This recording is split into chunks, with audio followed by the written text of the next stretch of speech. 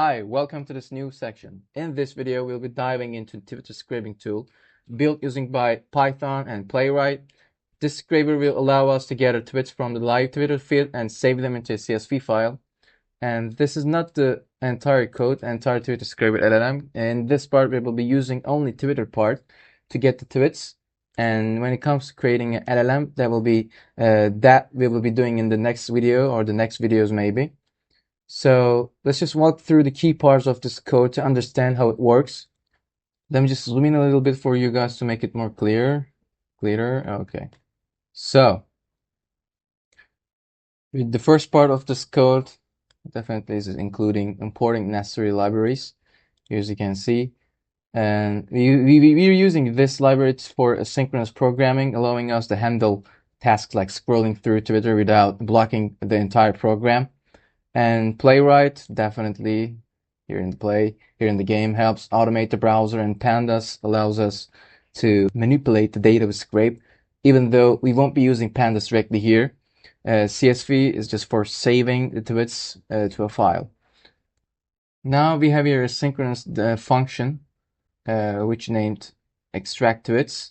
Here as you can see, definitely for extracting tweets data from the Twitter page. And Playwright, it just comes to play and waits for the Twitter's tweets to load, looking for the article div lang selector, which corresponds to the tweets in the website's code, in the background code. And the tweets are stored in a list called tweet text, here as you can see. And we have also some for loop.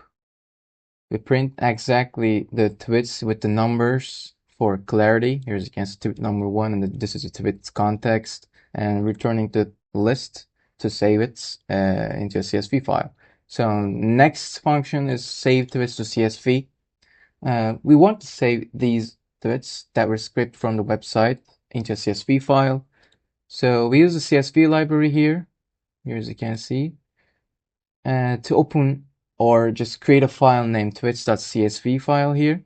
The mode A ensures we append new tweets to the file rather than overwrite it.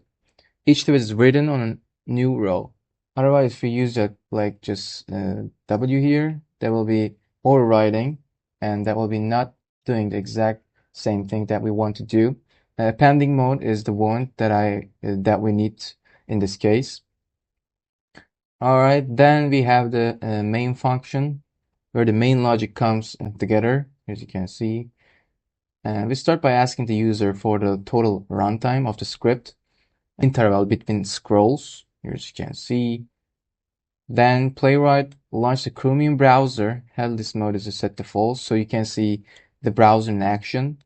You can easily set this to true if you don't want to see any browser, but with that option, it looks way cooler than the other one.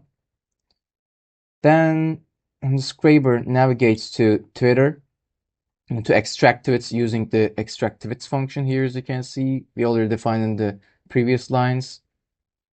And what we also have, we also have some start time, records when the scraping starts.